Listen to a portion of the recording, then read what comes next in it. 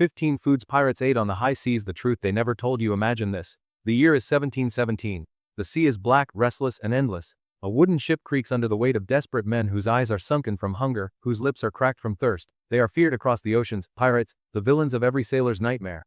But here's the question nobody asks: what did these men, who could fight storms and cannons without flinching, actually eat when survival itself became their fiercest battle? Most people picture pirates tearing into roasted feasts, goblets of rum in hand, feasting on stolen treasure like kings of the sea, but the reality, it was harsh, unforgiving, and often downright revolting. Today we're diving deep into 15 foods pirates ate at sea, meals that were sometimes life-saving, sometimes disgusting, and occasionally worth killing for.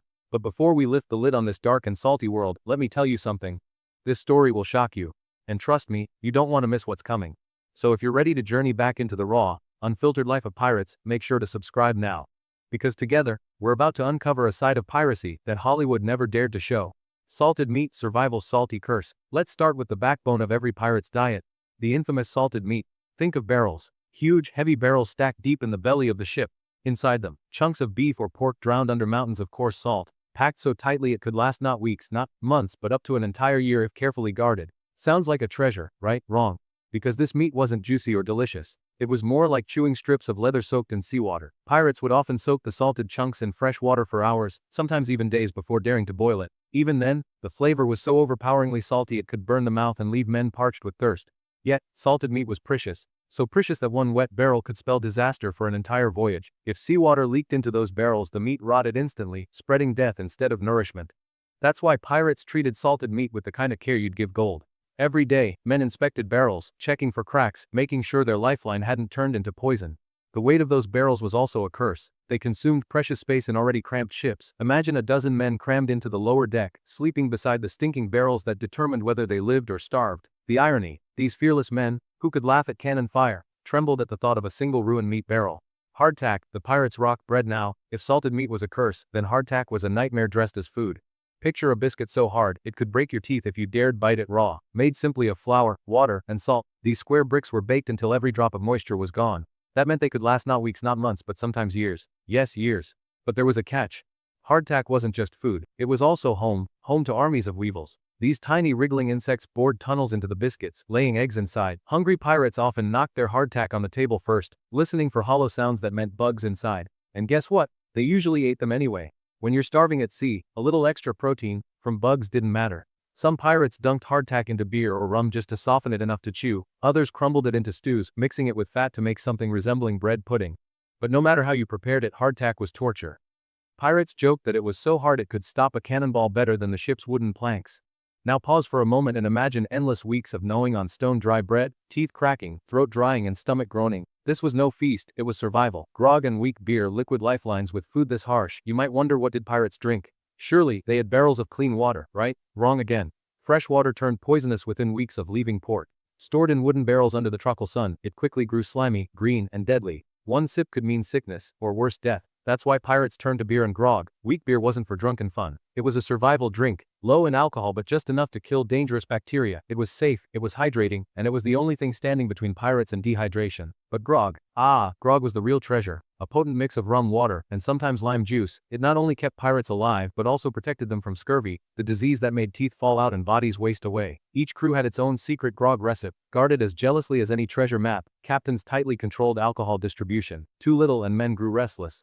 Too much and the crew became useless. Grog wasn't just a drink, it was medicine, comfort, and morale in a cup. Men shared it after brutal days at sea, bonding over the fairy liquid that kept their hearts burning with courage. And here's the twist: rum wasn't only swallowed. Pirates poured it onto wounds to disinfect cuts, used it to numb pain during crude surgeries, and even mixed it with herbs as makeshift medicine. For pirates, alcohol wasn't luxury, it was survival. Now this is just the beginning. We've only uncovered 3 foods, yet each one tells a story of desperation, survival, and the human spirit tested to its breaking point. And remember, there are 12 more foods coming, each stranger, more shocking, and more revealing than the last. Wait until you hear about the revolting pirate butter that could make even hardened men gag, or the sweet miracle that never spoiled, even after years at sea. Stay with me, because what comes next will change the way you see pirates forever. Dried beans and peas, nature's sleeping soldiers. When pirates weren't gnawing on salted meat or breaking their teeth on hardtack, they turned to humble beans and peas. These weren't fresh, tender vegetables. No. These were dried, hardened seeds, nature's little time capsules, waiting patiently for water to bring them back to life. Packed into canvas sacks and barrels, beans could survive months at sea without spoiling, as long as they stayed dry. black beans, navy beans, chickpeas. Each one offered just enough variety to break the crushing monotony of shipboard meals. But there was a problem. Dried beans needed hours of soaking before cooking, a luxury and time that pirates rarely had. Battles, storms, and relentless labor often forced them to skip soaking entirely, boiling the beans hard and swallowing them half-cooked. The result? Stomachs in agony, gas filling the cramped ship, and men groaning through the night. Yet beans were cheap, plentiful and filling. To pirates, men who needed strength to hoist sails, swing cutlasses and fight tooth and nail, they were worth their weight in silver. They were survival. Precious spices flavor worth killing for. Now imagine this weeks of nothing but salted pork and bean mush. Your tongue goes numb, your stomach churns, you start to forget what real food tastes like. That's why spices became treasure more valuable than gold. Pepper, cloves, cinnamon, small jars of powder that could transform disgusting meals into something almost edible. Pepper was the king. A pinch could mask rotten meat stink. Cloves soothed aching teeth. Cinnamon offered a sweet reminder of home, lifting spirits after months of misery. Pirates didn't just steal gold coins, they hunted spice cargo like wolves. They raided merchant ships carrying nutmeg, peppercorns, and cinnamon sticks, knowing that morale, health, and even sanity depended on these magical powders. Storage was a constant war. Spices had to be sealed tight in wooden boxes or metal tins, safe from moisture and rats. A single ruined spice barrel could mean weeks of flavorless suffering. Think about it, on ships ruled by violence, betrayal, and greed, it was often a pinch of pepper that kept men sane. Fresh fruit, treasure that rotted too fast, and then there was the ultimate prize, fresh fruit. To a pirate crew, oranges, mangoes, and bananas were more valuable than rubies. Not for wealth but for life itself, these fruits carried the one weapon against scurvy, the silent killer of the sea that rotted gums and loosened teeth until men starved in agony. Imagine a pirate, hardened by years at sea, biting into an orange after months of nothing but salted meat. The sweet, sharp juice flooding his mouth felt like cannon fire of joy, a shock to his starving body. But fruit had one cruel flaw, it spoiled in days under the blistering tropical heat. Bananas blackened before the week was done. Mangoes dripped into sticky mush, only citrus, especially oranges, lasted long enough to matter. So pirates ate them fast, they devoured fruit in messy, greedy handfuls, juice running down beards, sticky fingers gripping cutlasses as they laughed like madmen. For a brief moment they tasted paradise. And then it was gone. Dried fruit candy that time couldn't kill. When fresh fruit rotted, pirates turned to dried fruit, raisins, figs, dates, wrinkled, chewy, and packed with sugar. These weren't just snacks. They were medicine, morale boosters, and instant energy in the middle of bloody battle. A handful of raisins could fuel a pirate through hours of hauling sails or swinging cutlasses. Dates from North Africa, thick and sweet, were considered a luxury worth raiding entire ports for. But even dried fruit was fragile. Moisture could ruin it, pests could infest it, mold could spread like fire. Captains rationed it carefully, handing out small handfuls at a time, making men beg for more. To a starving crew, dried fruit was more than food, it was hope. Honey, the golden miracle, and then there was honey, the liquid gold of the seas. Honey never spoiled, not in months, not in years, not even in decades. Stored in clay jars or wooden pots, it stayed clear, smooth, and sweet. An eternal miracle in a world where everything else rotted to filth. Pirates used honey for everything. They mixed it into grog, spread it on hardtack, drizzled it over beans, anything to mask the misery of their diet. But honey wasn't just food, it was medicine. They smeared it over wounds to prevent infection. They swallowed it for sore throats and coughs. They mixed it with rum to ease stomach pain. For pirates, honey was worth more than gold doubloons. Captains locked honey away, guarding it from greedy hands. Because every man aboard would have hoarded it if given the chance. And perhaps most chilling of all, pirates whispered that honey was the only sweetness that outlived them all. When they died, their treasure rotted, but honey endured. Ship biscuit soup, comfort for the sick when men fell ill, whether from fever, infection, or scurvy. The crew prepared one of the strangest meals of all, ship biscuit soup. They'd take hardtack, crumble it, and boil it into a mushy porridge, add honey, rum, or sugar if supplies allowed. The result, a soft, easy to swallow meal that sick men could keep down. For pirates with broken teeth, bleeding gums, or bodies too weak to chew, this was the only thing standing between life and death. The taste, bland, sometimes disgusting. But for the suffering, it was salvation. And in those moments, as crewmates spooned the warm mush into their mouths, bonds were forged stronger than chains. Even in their cruel world, pirates still cared for their own. Pickled fish, tangy survival, another barrel food but one with a sting. Cod, mackerel, and herring packed in vinegar or brine. Pickled fish was sharp, sore, and sometimes revolting, but it lasted, and that made it priceless. The acidic brine killed bacteria, kept the fish edible for months, and added flavor that cut through the salt and blandness of other meals. Some pirates hated it, others devoured it with relish. Preparation varied, some ate it straight from the barrel, others rinsed it, others boiled it into stews. But however it came, pickled fish was protein, and protein was life.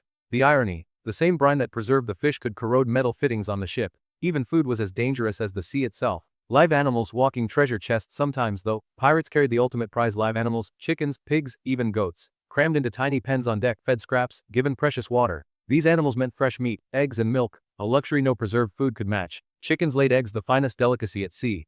Pigs, though costly to feed, meant feasts of pork. Goats gave milk for weeks before being slaughtered for meat. But keeping animals was risky. They competed with the crew for food and water. If they fell ill, they could spread disease. Yet pirates protected them fiercely. A chicken wasn't just food, it was survival. Men whispered that a single fresh egg could lift morale more than barrels of rum. And when slaughter finally came, the crew feasted like kings if only for a night. But here's the truth, we've only scratched the surface. By now you've seen salted meat, rock-hard bread, grog beans, spices, fruits, honey, pickled fish, and even live animals. But the sea still has darker secrets to spill. Because there are still foods left that will disgust you, surprise you, and make you question how these men survived at all. In the final Stay Tuned, we'll uncover pirate butter, so revolting it tested even the strongest stomachs, the luxury of cheese and nuts, and the truth about what desperation forced men to eat when all else failed. If you've sailed with us this far, don't drop anchor yet. The darkest meals are still waiting. Pirate butter, the revolting secret among all the foods that sustained pirates. One carried a stench so vile that even hardened men gagged at its sight. They called it slush, but it was no butter. When salted pork and beef boiled for hours in giant cauldrons, a greasy layer of fat floated to the surface. That fat was skimmed off, cooled, and stored. Some crews sprayed it on hardtack pretending it was butter. Others mixed it into stews to stretch out dwindling rations. The taste. Imagine salt mixed with smoke, grease, and the bitterness of rot. Some men spat it out. Others forced it down, desperate for calories. But here's the dark truth, this slush wasn't always eaten. It was sold. Pirates and sailors alike learned they could scrape the fat into barrels and sell it in port, making a tidy profit from the filth they refused to eat. So while pirates feasted on rum and roasted pigs after a raid, the poorest of the poor ashore spread rancid pirate butter across their bread. Survival, bought and sold. Cheese treasure that fought back. Cheese might sound like a luxury, but for pirates it was both blessing and curse. Hard cheeses like cheddar or parmesan could survive weeks at sea, their salty rinds protecting the precious food inside. Pirates loved them, cut into chunks, tossed into stews, or eaten with ship's biscuits. But the longer the voyage, the stranger cheese became. It sprouted blue veins, bloomed with fuzzy mold, crawled with maggots. Some men threw it overboard, others shrugged, cut away the worst parts, and ate it anyway. Because even moldy cheese was protein, and at sea, protein was life. Some whispered that cheese wasn't just food, it was comfort. A taste of land, of home, of taverns filled with laughter. And so, even moldy, it was devoured with reverence. Nuts, the hidden gems of the sea. When fortune favored them, pirates carried sacks of almonds, walnuts, or Brazil nuts, prized spoils from captured merchant ships. Nuts were perfect. Lightweight, packed with energy, resistant to rot. A handful could sustain a man through hours of grueling labor. And unlike salted meat or moldy cheese, nuts tasted good, truly good, but nuts were rare. They were a merchant's cargo, not a sailor's ration. So when pirates raided ships and found barrels of almonds or bags of walnuts, they celebrated. The crunch echoed like music on the deck. Sweet, rich, nourishing, it was the sound of victory. Eggs, fragile gold. We return now to one of the most fragile, coveted foods at sea, eggs. Fresh eggs were treasures. A hen on board could provide weeks of them, each one a golden miracle in a diet of salt and grease. Pirates boiled them, fried them, or whisked them into soups. But eggs were fragile. One bad storm could smash dozens in seconds, and without proper care, they spoiled fast. Some pirates coated them in oil or lime water to stretch their life. But even then, time was always the enemy. Still, a single egg could lift spirits higher than a barrel of rum. For on the open ocean, the smallest luxuries became the grandest treasures. Desperation foods, when hope ran out, and then came the moments no pirate ever wanted to face. When barrels were empty, livestock eaten, and supplies spoiled, men turned to desperation foods. Rats scuttling across the deck became meat.